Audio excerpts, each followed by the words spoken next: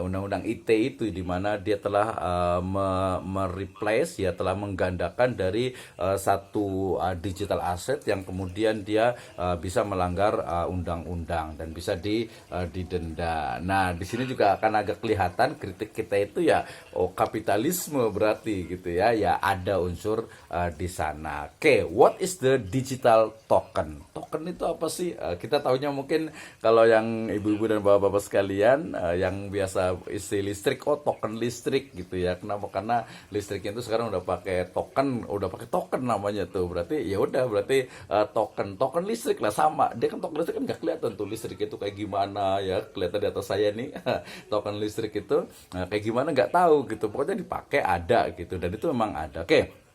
What is the token? Token is a thing that represent the digital object on blockchain. Ya, jadi token itu adalah sesuatu yang merepresentasikan, yang mewakili dari objek digital. Ya, nanti biasanya memang yang ada di database blockchain. Berarti ketika bicara tentang token juga harus paham juga dengan blockchain. Ya, nah, for example, ya, if a physical object like gold, ya, jadi misalnya kalau kita itu punya emas, ya, kemudian emas ini kita convert, ya, to represent into its digital format. Ya, emas ini kemudian kita konversi menjadi satu digital aset gitu ya. Artinya emasnya itu mungkin disimpannya itu di satu bangunan tertentu. Biasanya ketika saya kemarin dengan beberapa teman di Malaysia dan Singapura itu ditawari untuk yang gold, e-gold gitu ya, di mana emasnya itu dengan kualitas UK gitu. Kemudian emas itu disimpan di satu tempat di Singapura yang tahan api, tahan banjir, tahan gempa, pokoknya aman. Nah, tapi saya kemudian mengetahui saya punya emas itu ada dalam bentuk digital format, ya, bisa dalam bentuk digit ataupun ya certificate atau digital certificate. Nah, berarti the digital format of this object is represented by tokens on blockchain. Nah, nanti kita akan lihat juga blockchain. Oke, kembali ke token. Ya, token itu berarti dalam dunia kripto ini biasanya mempresentasikan dari jumlah kripto yang kita miliki. Ya, misalnya di Ethereum atau mungkin juga di Bitcoin dan lain sebagainya. Ya, jadi pemilik atau user pengguna ini dia secara generally, ya, secara umum dia memiliki token itu dan juga yang ada di walletnya, yang ada di dompet digitalnya itu. Dan ini itu semua sudah, data itu sudah lengkap sehingga ketika tidak bisa orang mengambil, ketika kita mau jual, kita mau beli, ya kita bisa menggunakan yang ada di dompet digital tersebut. Nah, kuncinya key component of security token is having protokol. Jadi dia punya ada kode-kode tertentu nanti yang disebut dengan apa? Kriptografi gitu ya. Ini juga menggunakan istilah KYC, ya, know your customer, ya, dan juga AML, anti money laundering. Jadi ini juga sangat bisa dikatakan tuh pertama sangat aman, kedua juga sangat karena nanti kalau blockchainnya itu adalah yang blockchain public, yang open public, maka semua orang itu bisa mengakses, ya. Tentu saja nanti dia harus install satu aplikasinya, kemudian dia juga mendaftar, kemudian nanti dia bisa mengakses dan juga bisa melihatnya. Nah, berarti token itu adalah sertifikat atas kepemilikan aset digital yang unik dan tidak bisa digandakan, gitu ya. Jadi satu yang disebut dengan sertifikat atau kepemilikan sebenarnya itu. Jadi bukti bahwa bahwa kita itu memiliki benda ini gitu ya, dan ini tidak boleh dikopi. Oke, sebagai analogi mungkin ibu dan bapak sekalian atau mungkin teman-teman semuanya yang punya rumah dan punya tanah gitu kan ya, pasti punya, insya Allah ada yang punya hanya AJB atau mungkin kalau di kampung itu ada girik gitu ya. Kalau di kota ya di kampung juga sekarang udah banyak juga menggunakan SHM atau sertifikat hak milik. Saya kasih contoh begini, ketika saya ingin membeli tanah misalnya atau rumah gitu, tanah saja lah yang lebih mudah ya. Ketika saya ingin membeli tanah gitu ya, maka kemudian saya akan membeli dari penjual tanah itu. Nah, dari penjual tanah itu kemudian gimana nih biar sah? Ya dalam Islam sebenarnya sih tinggal saya beli kasih uangnya, kemudian nanti dia akan menyerahkan tanahnya itu, terutama di sini surat-suratnya itu sudah sah. Tapi dalam konteks Indonesia kan nggak bisa. Dia harus apa? Harus ada pejabat pencatat gitu ya. Harus ada misalnya notaris sehingga nanti transaksi yang dilakukan antara penjual tanah dengan pembeli itu dia akan dicatat oleh siapa? Notaris. Dan ternyata notaris juga nggak cukup karena notaris itu dia hanya mencatat. Nanti dia akan melaporkannya kepada misalnya di Badan Pertanahan Nasional. Nah, dari Badan Pertanahan Nasional ya atau di notaris itu biasa kita akan menemukan atau kita akan mendapatkan AJB, akte jual beli gitu ya. Nah, kemudian ketika AJB-nya itu kita ingin tingkatkan, kita pengen betul-betul memiliki tanah itu asli gitu ya. Maka kemudian kita akan mendaftar ke Pertanahan Nasional BPN ya. Kemudian nanti kita akan mendapatkan apa? Sertifikat hak milik atas tanah. Nah, jadi token itu dia sama dengan sebenarnya sertifikat hak milik ya. Ya nggak bisa kan istilahnya kalau kita punya SHM gitu ya, alhamdulillah saya punya satu SHM gitu tanah gitu ya. Nah, maka sertifikat itu kan nggak bisa dipalsukan ya, dan juga nggak bisa orang ngaku gitu ya. Ya bisa aja orang ngaku tapi nggak ada buktinya. Nah, dalam dunia digital juga seperti itu, bahwa ketika saya memiliki satu misalnya apa ya, gambar lah ya, gambar pemandangan yang unik gitu ya. Misalnya saya fotonya itu mungkin kalau di Bogor ini mungkin di mana, di atas mana tuh, di Gunung Salak gitu ya, di Kawah Ratu gitu ya. Atau mungkin saya pernah ke mana tuh, ke Palu sana, di ujung Sulawesi sana itu saya foto, kemudian ini ya ini punya saya nih karena saya foto dengan kamera saya sendiri, dan kemudian saya nanti akan daftarkan, misalnya saya akan jual di OpenSea misalnya, maka kepemilikan atas foto yang ada di Palu itu yaitu adalah punya saya. Nah, ketika orang itu mau copy paste ya boleh saja, silahkan, tapi itu akan menjadi palsu, dan ketika itu palsu maka bisa dituntut secara hukum. Nah, lagi-lagi masuk ke ranah copyright juga. Jadi token ini lebih kurangnya sama dengan sertifikat tanah. Kalau sertifikat tanah, nah nanti bedanya gimana? Kalau sertifikat tanah kan harus AJB dulu, harus nanti ke notaris, harus nanti ke pertanahan, ribet lama gitu ya. Nah, di bank juga sama. Kalau kita mau transfer ke bank itu harus masuk ke mobile bankingnya dulu gitu ya. Kemudian kita harus transfer dulu, nomornya berapa, ininya berapa, nanti harus dari bank, bahkan nanti harus ada pengawasan dari BI, kemudian nanti baru ke bank yang kita tuju. Apalagi nanti kalau keluar negeri lebih ribet lagi.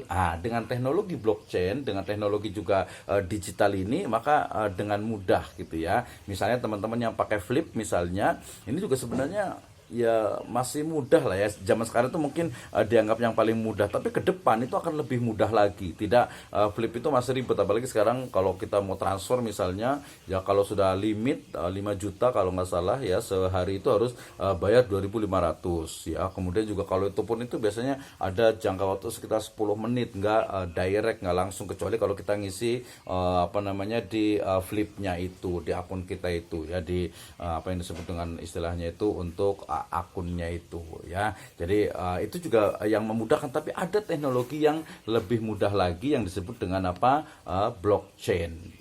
Blockchainnya ini apa itu blockchain? Ya, blockchain is a distribute database that is shared among the nodes of computer network.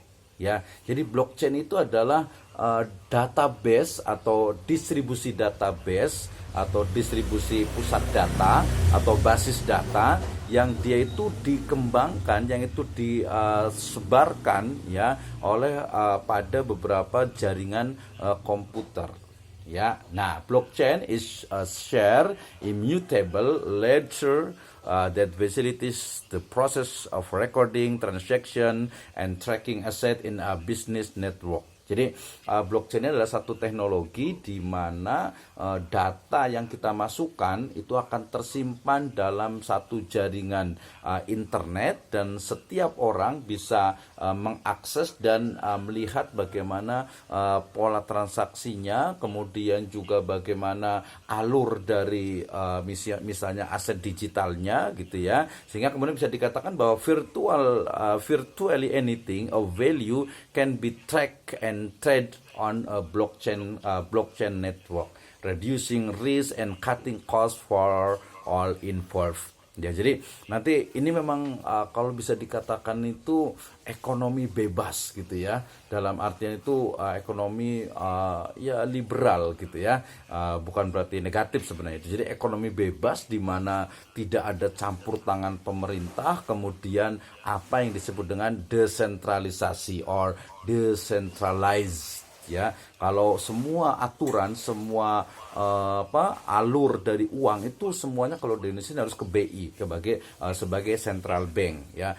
Dengan adanya virtual market, dengan adanya kripto, dengan adanya pasar-pasar Bitcoin dan lain sebagainya, itu sudah tidak berfungsi ya, melemahkan. Ini mirip dengan munculnya finance technology ya, yang mengancam eksistensi dari perbankan ya, walaupun ya tetap sih ada bagian-bagiannya gitu ya. Oke, nah berarti di sini yang disebut dengan blockchain itu juga a digital database. Jadi basis data atau kumpulan data digital yang di sana itu ada informasi ya, biasanya itu dalam bentuk transaksi finansial yang sangat memungkinkan ya digunakan dan di-share ya sebagai satu kesatuan yang tidak tersentralisasi ya, dan publik nanti, terutama yang blockchain yang sifatnya publik itu bisa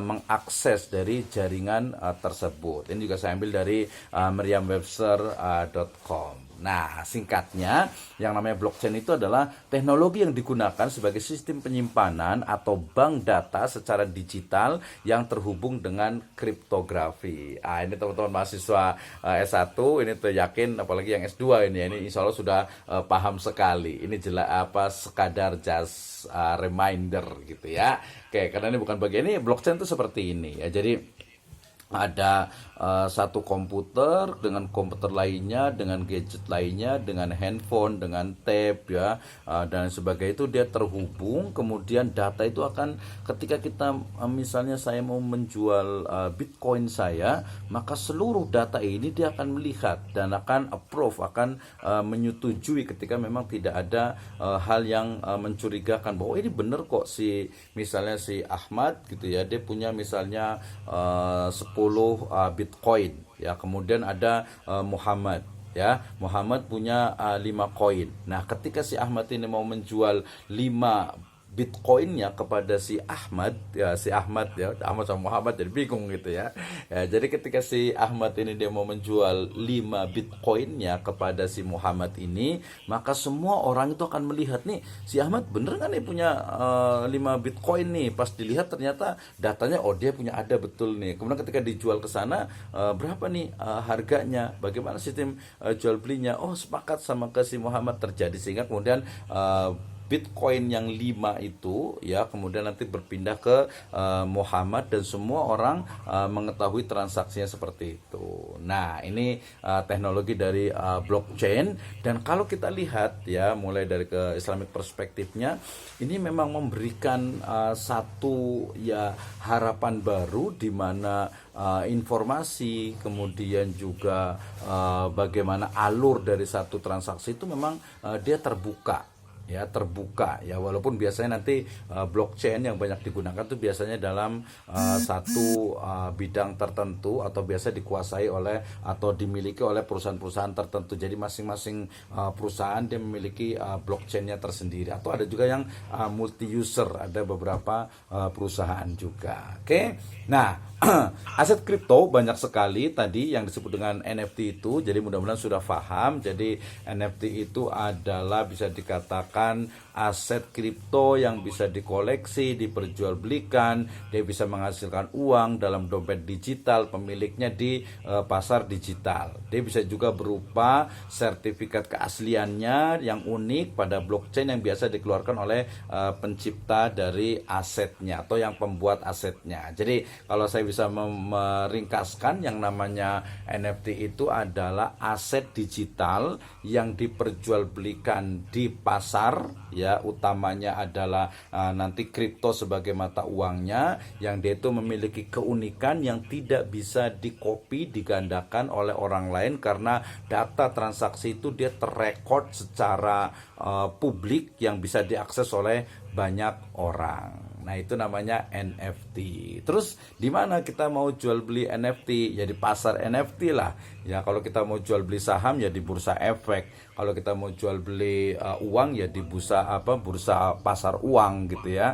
Kalau kita mau misalnya reksadana, masih bisa di bursa efek lah gitu ya, atau kita bisa pergi ke perusahaan sekuritas. Nah, kalau umpamanya di NFT ya kita bisa masuk ke dunia NFT yang biasanya di sana yang dijual itu adalah benda-benda digital seni yang tidak ada duanya gitu ya. Jadi betul-betul tidak ada duanya, nggak ada yang lain gitu ya. Kalau dia niru-niru dikit, itu bisa dilaporkan tuh ya, dia akan terkait dengan hukum gitu ya. Nah, kemudian benda-benda itu dia akan dijual gitu ya. Nah, ketika dijual itulah kemudian dia menggunakan mata uang yang disepakati oleh pemilik dari pasar NFT itu ya. Yang paling terbesar itu adalah OpenSea ya, tentu saja. Kemarin yang Gozelle Everyday itu dia kan ngambilnya tuh di NFT atau di OpenSea. Kemudian juga ada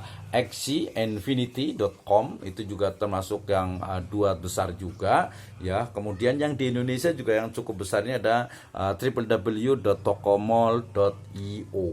Ini juga adalah pasar dari NFT ya, atau pasar kripto yang kita bisa NFT ya, kita bisa menjual aset digital kita di sana, kemudian kita jual belikan dengan mata uang ya kripto tentu saja. Selain itu ada paras.id, ada Baliola, ada NFT dan juga collectible. Minimal ada 5 pasar NFT yang ada di Indonesia. Kalau dunia sangat banyak sekali gitu ya. Tapi ya tadi harus lihat-lihat dulu. Nah, gimana kita ingin tahu pasar NFT itu seperti apa? Maka dalam pola transaksi yang simpel, yang sederhana, NFT itu bisa digambarkan sebagai aset digital yang harus dipamerkan, sebenarnya lebih tepatnya itu di-display di pasar NFT itu agar menarik minat pembeli ya. Ya orang Indonesia biasa, ini masa foto selfie doang kok bisa laku sekian gitu ya. Ingat, lakunya itu dia membelinya itu juga dengan dengan mata uang kripto gitu ya. Kemudian yang kedua bahwa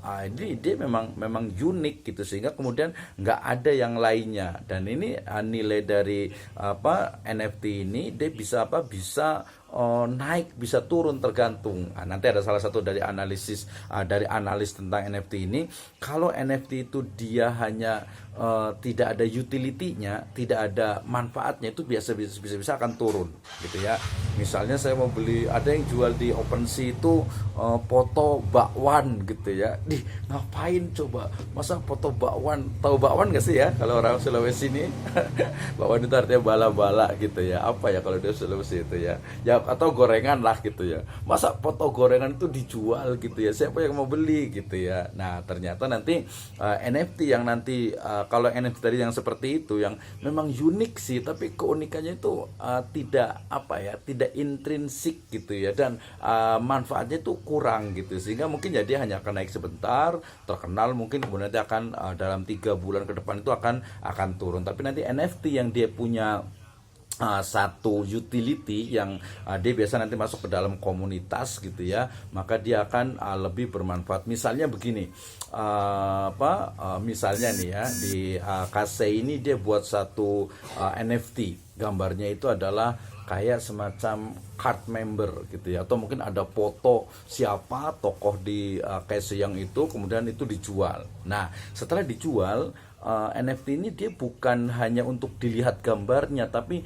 dia menjadi semacam, ya kita sebut saja sebagai tiket atau syarat untuk bisa masuk ke komunitasnya KC misalnya ya, KC ini. Nah, di dalam fasilitas KC itu dia nanti akan banyak mendapatkan pengalaman, teman, kemudian juga uang dan lain sebagainya. Nah, NFT yang model seperti ini yang dia akan terus berkembang dan ya sangat mungkin untuk kita beli atau kita jual gitu ya. Misalnya kalau saya kepikiran itu gimana kalau NFT-nya itu adalah terkait dengan yang Islami gitu ya. Berarti mungkin umroh atau mungkin juga haji atau mungkin juga Islamic tourism atau mungkin community bisnis dunia yang Islam tentu saja gitu ya. Ini akan sangat menarik tentu saja. Nah, pasar yang NFT itu tadi sudah katakan menggunakan mata uang resmi salah satu negara di dunia ya. Dia tidak menggunakan itu tapi menggunakan mata uang kripto. Nah, yang is the big problem ya,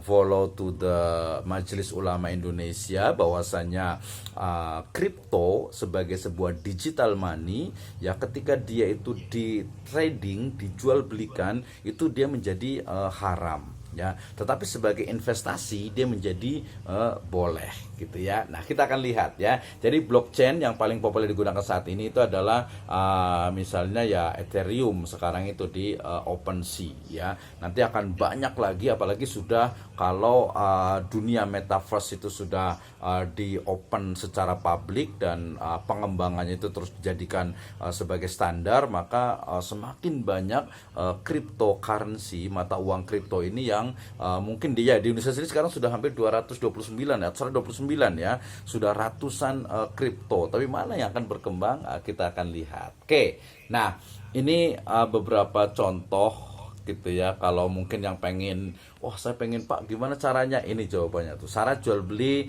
NFT di OpenSea ya. Ya pasti kita tadi saya sudah buka di OpenSea-nya, kemudian daftar, ya harus punya Ethereum dulu, harus belinya pakai apa ya, pakai rupiah. Kalau Ethereum itu diinikan dengan dolar kemudian dengan rupiah, sudah hampir 600 juta, mahal banget gitu ya. Jadi agak-agak berat lah gitu ya. Jadi yang Indonesia saja gitu yang masih pakai rupiah gitu ya. Nah, ini di NFT-nya di OpenSea-nya, ini beberapa screen shoot yang saya ambil untuk bisa kita lihat di Ethereum-nya. Kemudian ini juga cara menjualnya di OpenSea itu ya sebenarnya mudah saja gitu ya, sama seperti kita jual di marketplace gitu. Cuma yang kita jual itu adalah tadi non fungible token, satu aset digital yang unik, yang tidak ada di tempat lain, dan juga dia memiliki kekhasan gitu ya. Nah itu ya, jadi ingatkan tadi kalau non fungible berarti sesuatu yang tidak bisa dipisah, tidak bisa dikopi, tidak bisa dipecah, dan tidak bisa digandakan. Misalnya yang paling umum biasa contohnya itu adalah lukisannya Mona Lisa misalnya ya. Lukisan Mona Lisa yang asli cuma itu aja yang punyanya, yang dibuat oleh Leonardo da Vinci gitu ya. Kalau yang lain yang KW sih bisa aja gitu, tapi ya kan dia nggak asli gitu ya. Kemudian lukisannya mungkin kalau di Indonesia ini, makanya harga lukisan tuh bisa ratusan juta bahkan sampai miliar. Misalnya lukisannya siapa, Raden Saleh misalnya itu kan. Nah itu ya sangat mahal. Jadi kalau nanya kenapa ya NFT cuman foto selfie kok harganya sampai miliar gitu, sampai ratusan juta gitu ya, karena dia unik dan tidak ada yang lainnya ya. Lukisannya tadi Raden Saleh itu ya karena memang orangnya juga sudah meninggal, nggak ada yang bisa bikin lagi ya. Kalaupun mirip-mirip ya bukan Raden Saleh yang bikin, dan seterusnya. Oke, ini cara menjual NFT di